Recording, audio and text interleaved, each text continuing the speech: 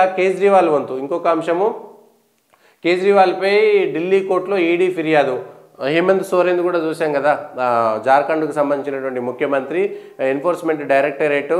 చెప్పే గతంలో మనం మాట్లాడుకున్నాం ఎన్ఫోర్స్మెంట్ డైరెక్టరేట్ ఎందుకు ఇంత నిర్లక్ష్యం వహిస్తున్నది ఒక రాజ్యాంగబద్ధమైనటువంటి సంస్థ నోటీసులు ఇస్తే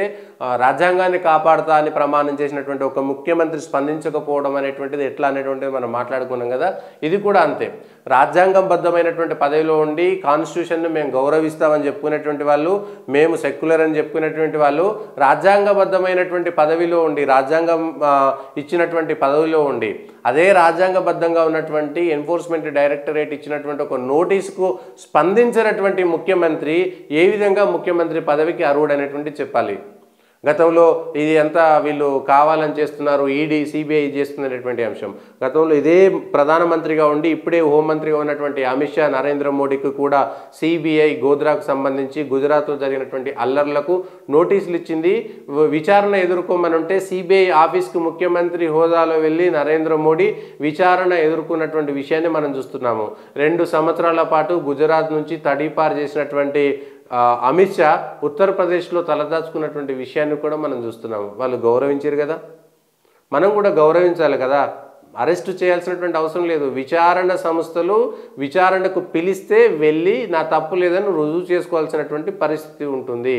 ఇప్పుడు ఇదే ఢిల్లీలో ఉన్నటువంటి పోలీసులు మీ కింద ఉండేటువంటి పోలీసులు లేదంటే జార్ఖండ్ కింద ఉన్నటువంటి పోలీసులు ఎవరైనా సాధారణమైనటువంటి ఏదైనా కేసులో ఉండేటువంటి వాళ్ళకు నోటీసులు ఇస్తే వాళ్ళు కూడా మేము రాము మీరే మా ఇంటికి రండి మాకు అవకాశం వచ్చినప్పుడు మేము వస్తామంటే వింటారా ఎవరు రాజ్యాంగాన్ని గౌరవిస్తున్నారు ఎవరు రాజ్యాంగాన్ని తప్పుదోవ పట్టిస్తున్నారటువంటి అంశం ఢిల్లీ మద్యం కేసు దర్యాప్తులో సీఎం ఆప్ అధినేత కేజ్రీవాల్ తమకు సహకరించడం లేదని ఢిల్లీలోని ఓ స్థానిక కోర్టులో ఈడీ శనివారం ఫిర్యాదు చేసింది పలుమార్లు సమన్లు జారీ చేసినప్పటికీ కేజ్రీవాల్ విచారణకు రావటం లేదని ఈడీ పేర్కొంది ఈడీ తొలిదశ వాదనలు విన్న కోర్టు తదుపరి విచారణను నెల 7కు వాయిదా వేసింది ఇవాళ ఎంత 4 తారీఖు 7 తారీఖు అంటే 3 రోజులే ఉంది మద్యం పాలసీ కేసులో ఈడీ పలుమార్లు సమన్లు జారీ చేసినప్పటికీ కేజ్రీవాల్ మేడకు మరో ఉచ్చు బిగించుకుంది ఆ ప్రభుత్వం ప్రతిష్టాత్మకంగా నిర్వహిస్తున్న మొహల్లా క్లినిక్స్ కేంద్రం భారీ అవినీతి బయటపడింది మొహల్లా క్లినిక్స్ ఇక్కడ మన దగ్గర బస్తీ దవాఖానా పల్లె దవాఖానా అని మనం పెట్టినట్టుగా ఢిల్లీలో మొహల్లా క్లినిక్స్ అని పెట్టుకున్నారు గత ఏడాది 65,000 మంది రోగులకు టెస్టులు చేసినట్టు ఆయా క్లినిక్లో నమోదు చేశారు ఈ టెస్టులను ప్రైవేటు ల్యాబ్లో నిర్వహించినట్టు తెలిపారు వీటికి సంబంధించినటువంటి ప్రభుత్వ ఖజానా నుంచి 4.63 కోట్లు చెల్లించారు అయితే ఈ విషయంపై తమకు అందిన ఫిర్యాదు మేరకు రంగంలోకి దిగిన ఏసీబీ అధికారులు విచారణ చేపట్టి అసలు ఎలాంటి టెస్టులు జరపలేదని రికార్డుల్లో నమోదు చేసిన 65,000 మంది రోగులు నకిలీలని తేల్చేశారు ఏసీబీ తేల్చేసింది దీంతో ఈ విషయంపై సిబిఐతో విచారణ జరపాలని కోరుతూ ఎల్జీ వీకే సక్సేనా కేంద్ర హోంశాఖకు సిఫారసు చేశారు దీనిపై స్పందించిన కేంద్ర హోంశాఖ విచారణ చేపట్టాలని సిబిఐని ఆదేశించింది అధికారంలోకి వచ్చే ముందు ఉద్యమం చేసే ముందు లోక్పాల్ కోసం మాట్లాడే ముందు కేజ్రీవాల్ చేసినటువంటి మాటలను దయచేసి ప్రజలు గుర్తుంచుకోవాలి నేను అసలు అధికారంలోకి రాను అధికారంలోకి ఆమ్ ఆద్మీ పార్టీ వస్తే నాకు పదవులు అక్కర్లేదు అని చెప్పినటువంటి తొట్టతొలి వ్యక్తి నేను అధికారిక బంగ్లాలో ఉండను చెప్పినటువంటి తొట్టతొలి వ్యక్తి అధికారంలో ఉండి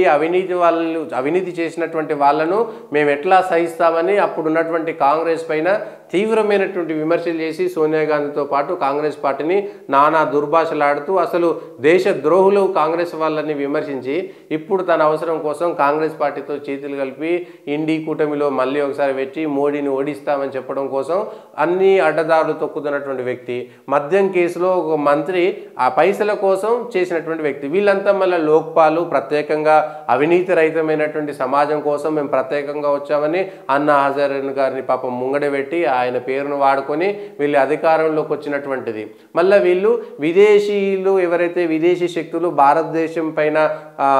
కుట్ర పన్నేటువంటి శక్తులతోటి స్నేహితం కలిగినటువంటి వ్యక్తులుగా ఉంటారు భారతదేశంలో అంతర్గతంగా అల్లకల్లోల సృష్టించేటువంటి కొన్ని శక్తులను ప్రత్యేకంగా వారికి డబ్బులు నిధులు కేటాయించేటువంటి దుర్భరమైనటువంటి స్థితి భారతదేశంలో ఉన్నది ఇది కేజ్రీవాల్ గారు స్పందించాల్సినటువంటి విషయం కేజ్రీవాల్ ప్రభుత్వము ఏకంగా మొహల్లా క్లినిక్లో 4 కోట్ల రూపాయలు అంటే దాదాపుగా 4.6 కోట్లు ఎవరికి టెస్టులు చేయకుండా టెస్టులు చేశామనేటువంటి చెప్పేటువంటి పరిస్థితి ఇంత దారుణంగా ఉందంటే ఇంకెవరు మాట్లాడేటువంటి పరిస్థితి లేదు. ఇక అందులో అరవింద్ కేజ్రీవాల్ మేము అవినీతి వ్యతిరేకమైనటువంటి లోక్పాల్ ఉద్యమం చేసినటువంటి వ్యక్తులు ఇట్లాంటి విషయాలు మాట్లాడుతుంటే, రాజ్యసభ కోసం గతంలో ఆరోపణలు వచ్చినాయి, రాజ్యసభ టికెట్ ఇవ్వడం కోసం కోట్ల రూపాయలు చేతులు మారినాయని ఆమ్ ఆద్మీ పార్టీ సహ వ్యవస్థాపకుడు కుమార్ విశ్వాస్ కూడా ఆరోపణలు చేశారు. ఇది ఆమ్ ఆద్మీ పార్టీకి సంబంధించినటువంటి చరిత్ర. ఇంకొక